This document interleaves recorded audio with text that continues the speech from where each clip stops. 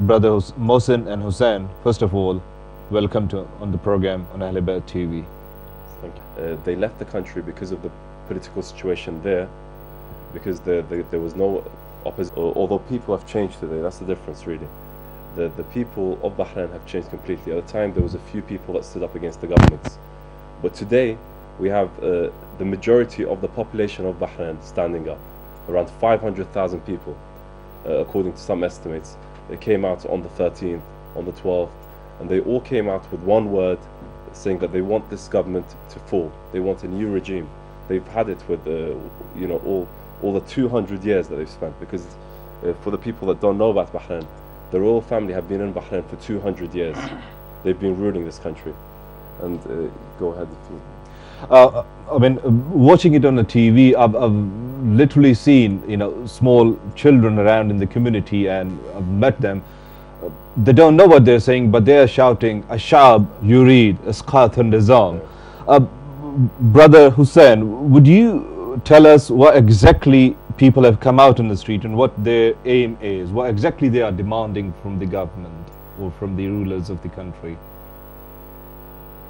Well, the people of Bahrain mutually all want one thing. They want either, whether it's reform or downfall of the whole regime. Ashab yurid isqat an-nizam.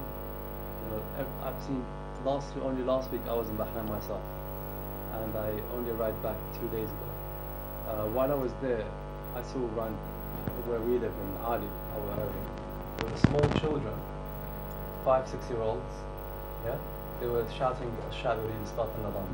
Now these people have lived, like Brother Mohsin mentioned, under this oppressive regime for over 200 years, and the current Prime Minister has been there for 41 years.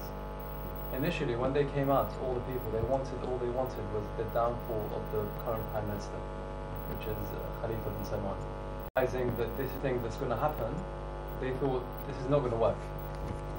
This regime all has to fall, just like the other regimes fell around the Arab world. It's something that's it's going to be the only real solution is for the regime to fall, because changing and reforming is just changing a bunch of if you have one bad apple in the basket, then all of them will eventually fall out. If you throw one of the bad apples out, there's another one, and it's not the right thing. Okay. As you said, under the slogan, and what the people want is for this ruler, the family, Al-Khalifa, to fall, and people want their government. I mean, having a little knowledge about Al-Khalifa's family, which probably took over in 1783 with the first Khalifa taking over the control of Bahrain, and then over 200 years they have been ruling all this. 80% of the cabinet is all Al-Khalifas.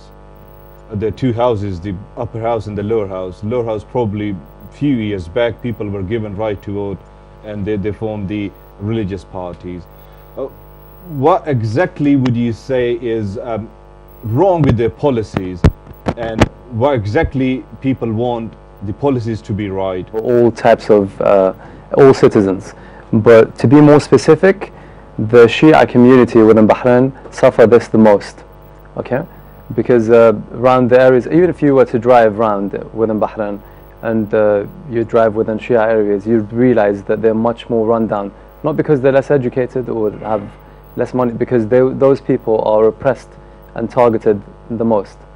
Now that's what the government's always fought for, because as you know, Bahrain's ruling family is a Sunni ruling family, and they rule over a majority Shia family. In fact, 70% of Bahrain are Shia.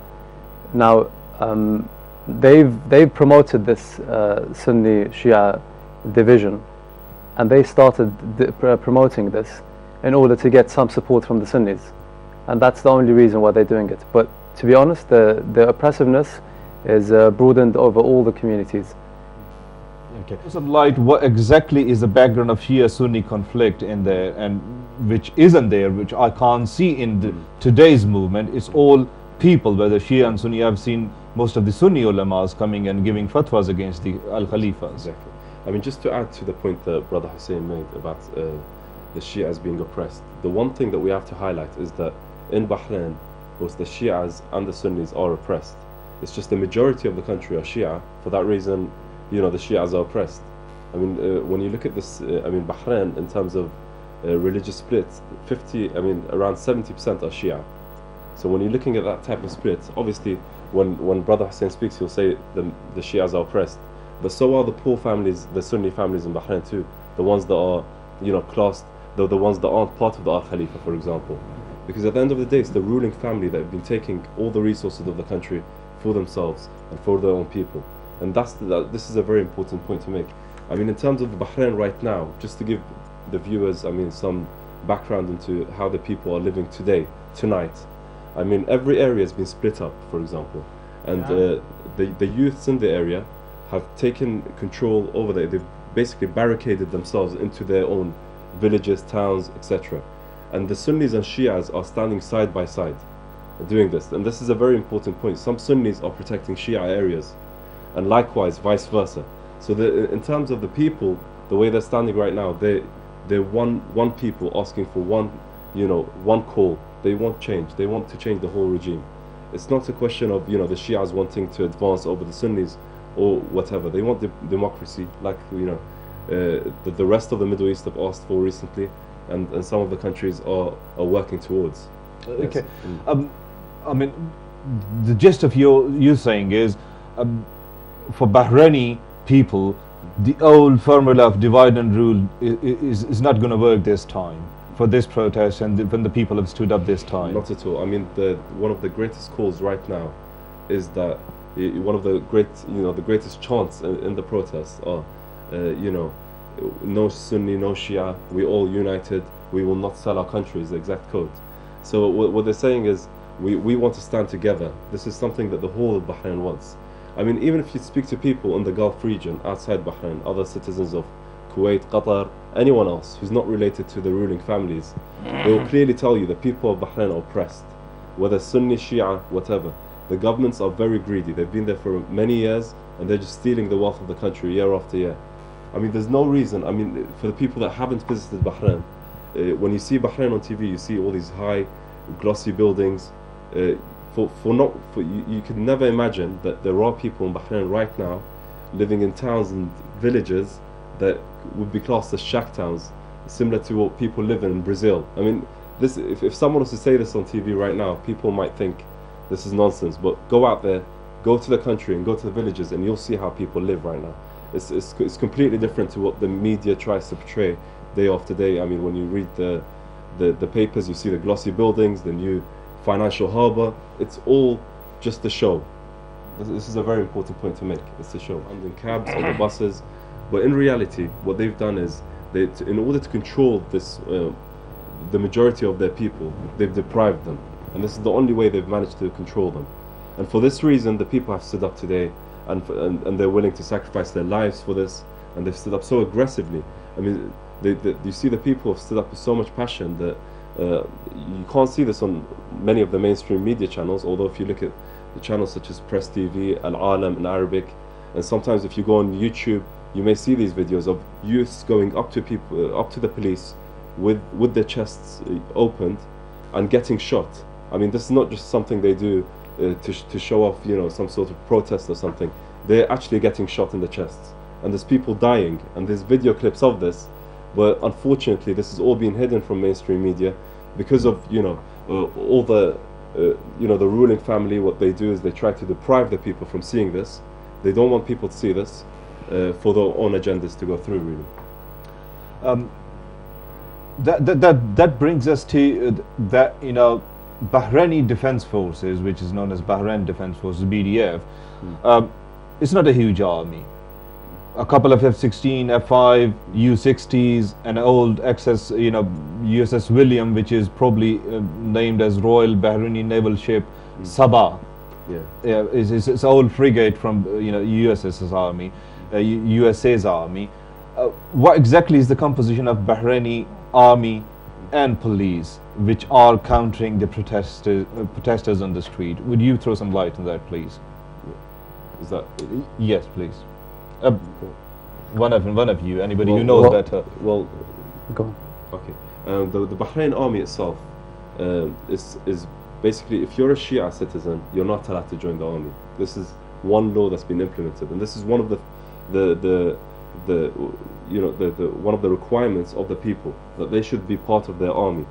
They're not allowed to join in the army. They're not allowed to be part of the army. The army, for years, people have said, why are they Bahrain's a very small country. For anyone that's not that doesn't know much about the country, it's a very small country.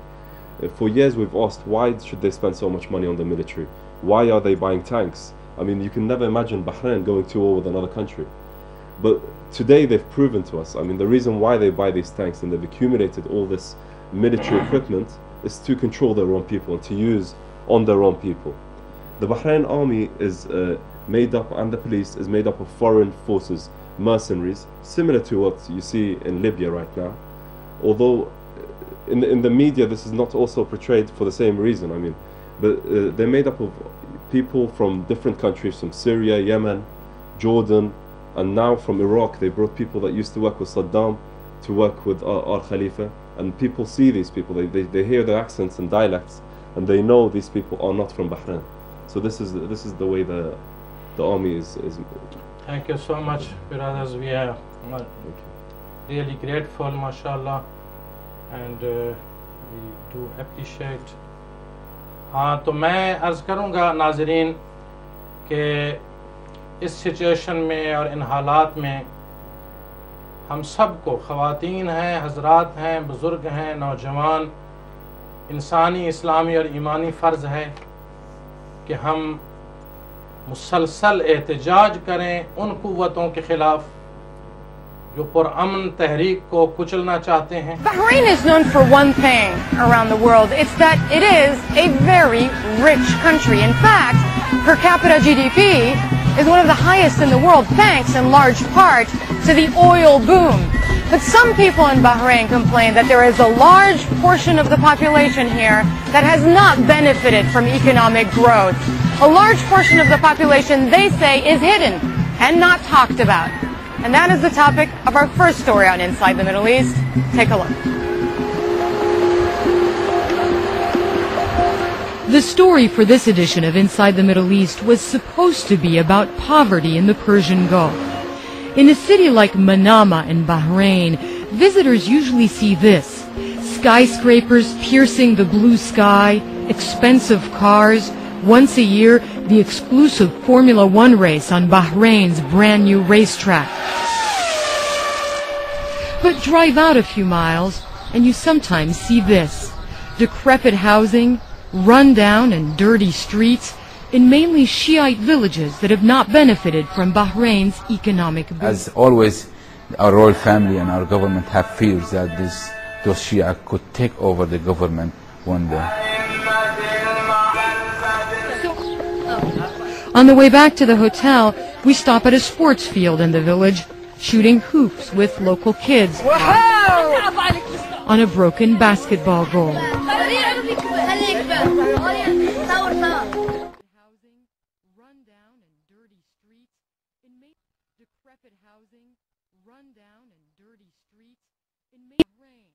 But almost immediately, it becomes obvious. This, he shows me the home he shares with his wife and son.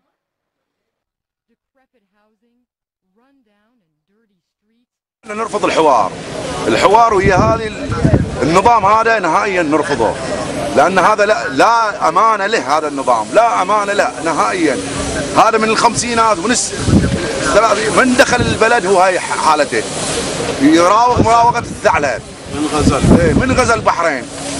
هذا هو هاي حالته، يسوي لك حركات ويسوي كذي ويرد يجيب لك جيوش وينجلها تغزي البلد. To hear that the United